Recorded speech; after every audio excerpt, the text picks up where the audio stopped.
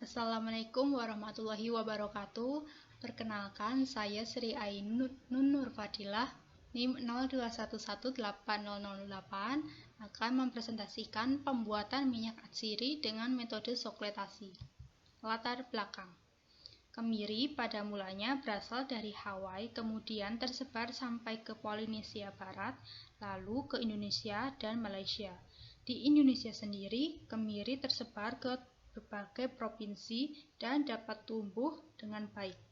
Kemudahan kemiri untuk tumbuh di berbagai tempat membuat produksi kemiri meningkat dari tahun ke tahun, sehingga kemiri menjadi komoditas dalam negeri dan ekspor di Indonesia. Umumnya, kemiri diekspor ke Singapura, Hong Kong, dan Eropa. Di kalangan masyarakat Hawaii, kemiri dikenal sebagai candle nut karena fungsinya sebagai bahan penerangan. Kegunaan kemiri sangat beragam. Bagian tanaman kemiri dapat dimanfaatkan untuk keperluan manusia. Batang kayunya digunakan sebagai bahan pembuat pulp dan batang korek. Daunnya dapat digunakan sebagai obat tradisional. Bijinya biasa digunakan sebagai bumbu masak, sedangkan tempurung bijinya digunakan untuk obat nyamuk bakar dan arang. Minyak kemiri yang terkandung dalam bijinya juga memiliki banyak manfaat, antara lain bahan pembuat cat, vernis, sabun, obat, kosmetik, dan bahan bakar. Sayangnya, pemanfaatan kemiri di Indonesia masih terbatas pada penggunaan tradisional seperti bumbu masak dan obat tradisional. Pemanfaatannya pun masih dilakukan sebatas jika diperlukan saja dan jarang diproduksi secara komersial. Untuk mengambil minyak kemiri terdiri dari dua cara, yaitu sokletasi dan pengepresan. Namun, pada presentasi kali ini saya akan menjelaskan tentang metode sokletasi. Rumusan masalah. Rumusan masalah yang saya akan bawa yaitu 1. Komposisi dan parameter baku minyak kemiri. 2. Proses pengambilan minyak kemiri dengan metode sokletasi secara keseluruhan. Dan 3. Kualitas minyak kemiri melalui analisis data, analisis densitas, dan randemen. Tujuan dari presentasi kali ini yaitu untuk mengetahui bagaimana metode sokletasi untuk membuat minyak kemiri dan menentukan kualitas hasil minyak kemiri berdasarkan analisis densitas dan randemen. Pertama, kita harus mengetahui apa itu kemiri. Kemiri atau dalam bahasa Latinnya Alurites Moluccanae adalah suatu tanaman yang berasal dari famili Euphorbiaceae. Kemiri tumbuh secara alami di hutan campuran dan hutan jati pada ketinggian 150 hingga 1000 meter di atas permukaan laut, serta ketinggian tanaman dapat mencapai 40 meter. Tanaman kemiri tidak begitu banyak menuntut persyaratan tumbuh, sebab dapat tumbuh di tanah-tanah kapur, tanah berpasir, dan jenis tanah-tanah lainnya. Tanaman kemiri sekarang sudah tersebar luas di daerah tropis. Tinggi tanaman ini mencapai sekitar 15 hingga 25 meter, daunnya berwarna hijau pucat, kacangnya memiliki diameter sekitar 4 hingga 6 cm. Biji yang terdapat di dalamnya memiliki lapisan pelindung yang sangat keras dan mengandung minyak yang cukup banyak, yang memungkinkan untuk digunakan sebagai lilin. Kandungan minyak di dalam biji kemiri tergolong tinggi, yaitu 55 hingga 66% dari berat bijinya. Massa komponen penyusun utama minyak kemiri adalah asam lemak tak jenuh, namun mengandung juga asam lemak jenuh dalam persentase yang relatif kecil. Biji kemiri tidak dapat langsung dimakan mentah karena beracun yang disebabkan oleh toksalbumin. Persenyawaan toksalbumin dapat dihilangkan dengan pemanasan dan dapat dinetralkan dengan penambahan bumbu seperti garam, merica, dan terasi. Komposisi kemiri tiap 100 gram disajikan pada tabel 1. nilai kalori yang terkandung di dalam biji kemiri sebesar 626 kalori per 100 gram biji kemiri. Komposisi asam lemak dalam minyak kemiri dalam persen massa yaitu pertama, asam olet sebesar 75,72%, asam palmitat sebesar 5,83% dan asam linoleat sebesar 18,45%. Minyak kemiri merupakan semi-drying oil berbentuk cair pada suhu kamar, berbentuk padat pada suhu minus 15 derajat Celcius, dan lebih cepat mengering di udara terbuka dibandingkan dengan linseed oil. Oleh karena itu, minyak kemiri dapat digunakan sebagai minyak pengering dalam industri cat dan pernis. Cake oil dari kemiri mengandung 46,2% protein, 4,4% P2O5, dan 2% K2O serta gliserida dari asam linoleat, asam olea, dan asam palmitat. Sifat kimiawi dan sifat fisik dari minyak kemiri menurut SNI 0144621998 disajikan pada tabel 2. Kemudian, saya akan menjelaskan tentang ekstraksi pada cair. Ekstraksi merupakan salah satu teknik pemisahan kimia untuk memisahkan atau menarik satu atau lebih komponen atau senyawa-senyawa yang bisa disebut analit dari suatu tempat dengan menggunakan pelarut tertentu yang sesuai. Ekstraksi padat cair atau leaching merupakan proses transfer secara difusi analit dari sampel yang berwujud padat ke dalam pelarutnya. Ekstraksi dari sampel padatan dapat dilakukan jika analit yang diinginkan dapat larut dalam pelarut pengekstraksi. Pada ekstraksi ini, prinsip pemisahan didasarkan pada kemampuan atau daya larut analit dalam pelarut tertentu. Dengan demikian, pelarut yang digunakan harus mampu menarik komponen analit dari sampel secara maksimal.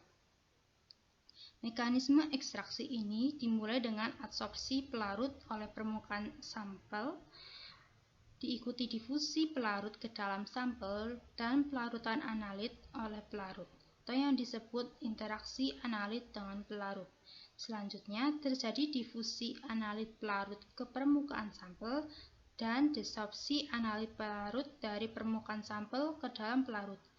Perpindahan analit pelarut ke permukaan sampel berlangsung secara cepat ketika terjadi kontak antara sampel dengan pelarut. Kecepatan difusi analit pelarut ke permukaan sampel merupakan tahapan yang mengontrol keseluruhan proses ekstraksi ini.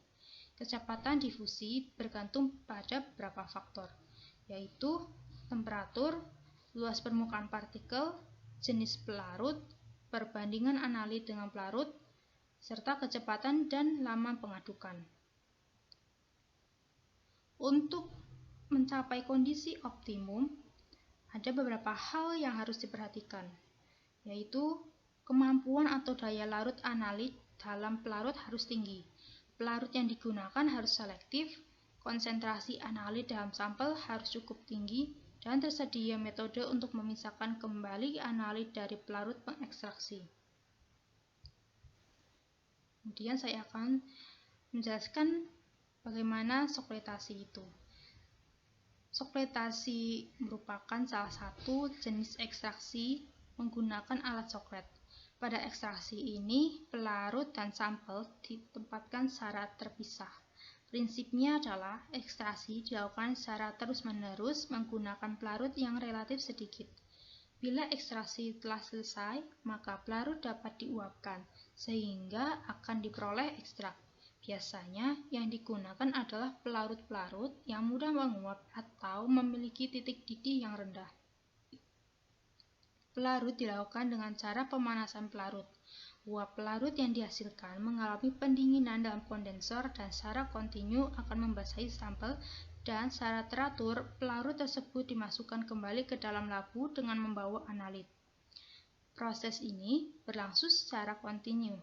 Pelarut yang digunakan dapat diuapkan kembali dan dipisahkan dari analit. Proses sokletasi dapat dihentikan dengan cara menghentikan pemanasan. Seperti gambar 1, ditunjukkan rangkaian alat soklet. Peralatan yang digunakan dalam soklet terdiri dari kondensor, labu dasar bulat, soklet, dan pemanas. Soklet terdiri dari timbal, pipa F, dan sifon. Kondensor berfungsi sebagai pendingin untuk mempercepat proses pengembunan. Timbal berfungsi sebagai wadah untuk menyimpan sampel. Pipa F berfungsi sebagai saluran bagi uap larut yang dipanaskan pada labu bulat ke kondensor. Kemudian sifon berfungsi sebagai perhitungan siklus. Bila larutan pada sifon penuh dan jatuh ke dalam labu dasar bulat, maka dihitung sebagai satu siklus. Labu dasar bulat berfungsi sebagai wadah pelarut, sedangkan pemanas berfungsi untuk memisahkan pelarut. Tahapan terakhir setelah sokletasi adalah penyulingan. Penyulingan atau distilasi adalah rangkaian alat yang digunakan untuk memisahkan minyak dari pelarutnya.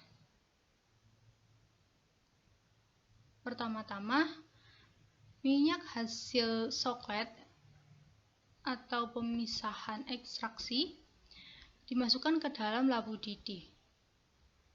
Kemudian dipanaskan. Karena pelarut memiliki titik didih yang rendah atau mudah menguap, maka pelarut akan meninggalkan minyak, kemudian berubah fase menjadi uap, naik ke atas, melewati konektor, kemudian dilewati ke kondensor untuk dirubah fasenya menjadi cair. Proses ini berlangsung hingga antara minyak dengan pelarut dapat terpisah.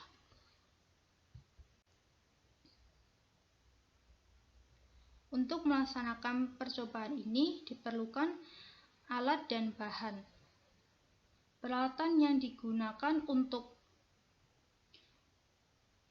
proses sokletasi adalah peralatan sokletasi yang terdiri dari kertas saring dan tali, labu didih, termometer, pendingin bola, pemanas, soklet, yakni timbal, sifon, dan pipa F, serta statif dan klem.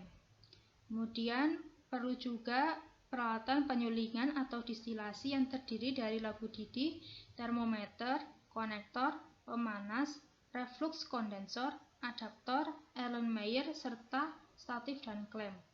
Dan perlu juga peralatan analisis yang terdiri dari neraca analitik, gelas ukur 100 ml dan 25 ml, gelas beker 250 ml dan 100 ml, serta corong.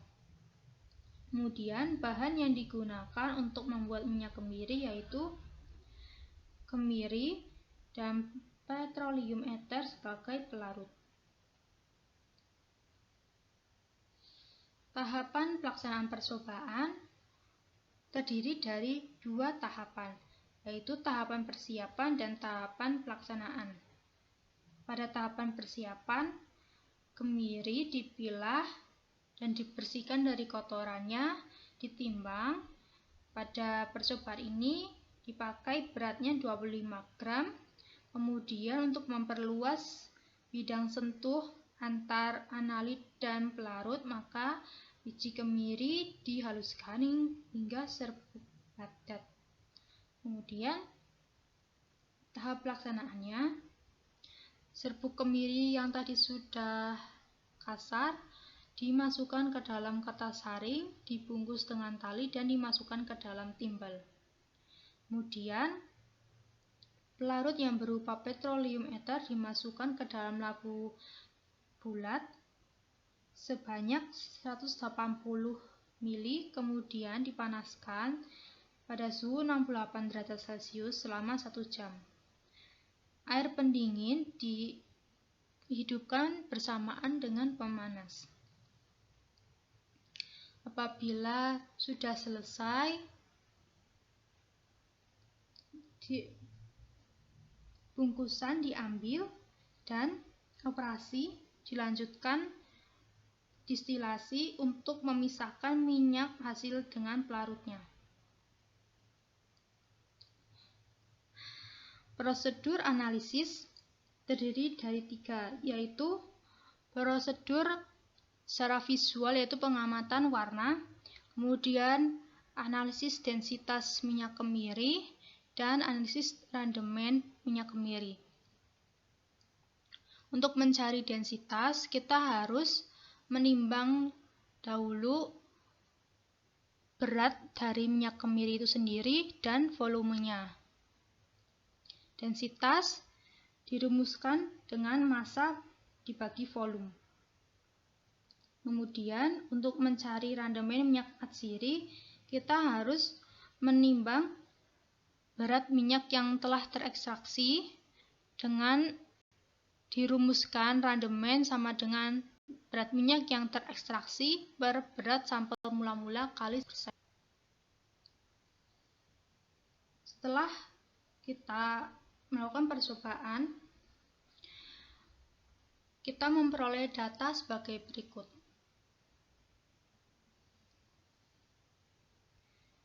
Sampel kemiri yang terlebih dahulu dihaluskan sampai berbentuk serbuk kasar bertujuan untuk memperluas bidang sentuh sehingga saat pelarut petroleum ether yang hangat akibat pemanasan mengisi timbel akan mengabsorpsi minyak dengan mudah.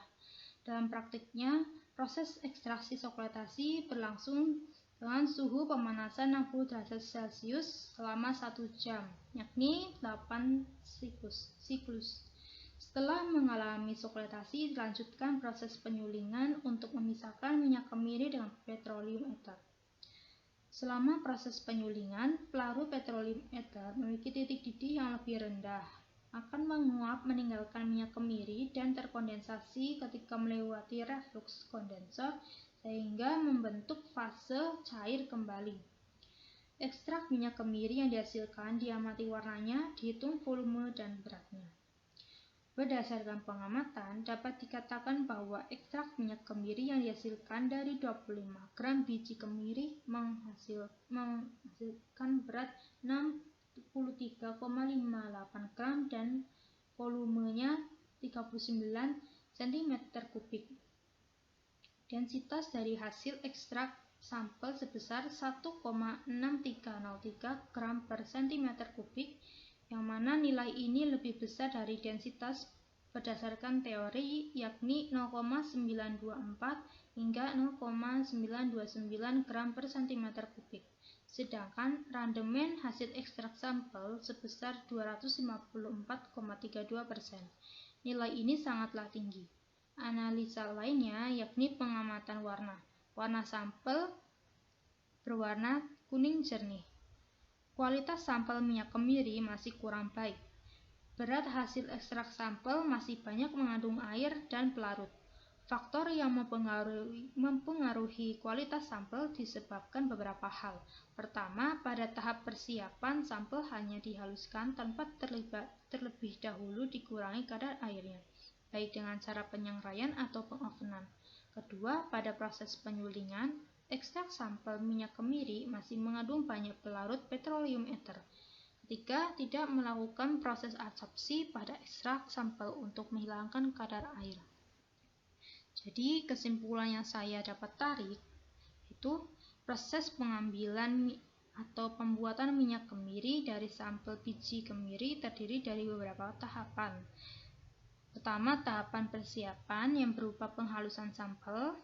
Kedua, tahap pelaksanaan, yakni proses sokletasi dengan pelarut berupa petroleum ether, dilanjutkan dengan penyulingan pelarut dari ekstrak. Dan tahap analisis yang terdiri dari analisis warna, densitas, dan randemen. Densitas dari hasil ekstrak kemiri sebesar 1,6303 gram per cm kubik. Randemen hasil ekstrak minyak kemiri sebesar 254,32%, serta hasil ekstrak minyak kemiri berwarna kuning jernih. Saran untuk pembuatan minyak kemiri yaitu sebelum melakukan proses sokletasi sebaiknya dilakukan pengurangan kadar air, baik melalui penyangrai ataupun pengovenan.